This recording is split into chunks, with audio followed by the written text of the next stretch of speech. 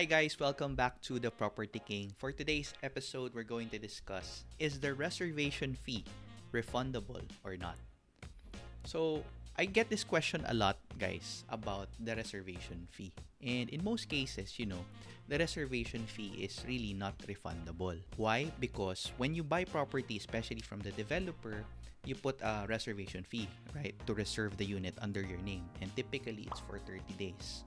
And if you decide to back out for some reason, because you don't want to push through with the property or something came up, your priorities change and you just want to back out, then the developer will forfeit your reservation fee. Why? Because it's an opportunity cost for them. They could have, sold the property to another buyer who was also looking at that specific unit that you reserved, especially if it's a fast selling project, fast selling property, may it be a condominium, house and lot, or a residential lot. Okay, whatever it is, it's an opportunity cost for them. Okay, that's why typically reservation fees are non-refundable.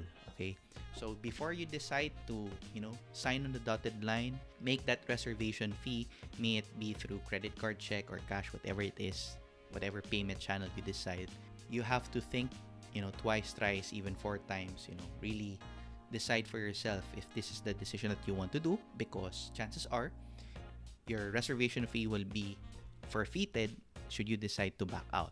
But there are some cases wherein you can refund your reservation fee.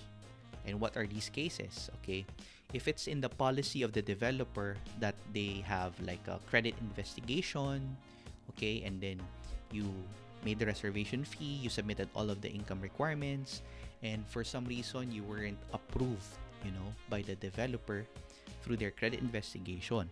So since your intent was really to continue with the purchase of the property, but then the developer found that, okay, you're not credit worthy, and they declined your application, to buy the property through installment purchase, then you can be refunded because it's not your fault, that you were not approved. Okay, so be sure to check the policy of the developer if they will refund it, because some developers, they allow that. Okay, another reason is if you're a US citizen, because we have this reciprocity with the US government in terms of real estate.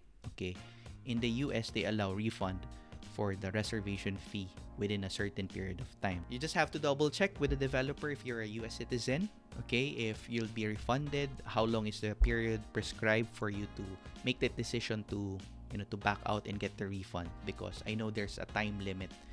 You can't just decide, let's say 2 months after, 3 months after. So that sums up our video for today.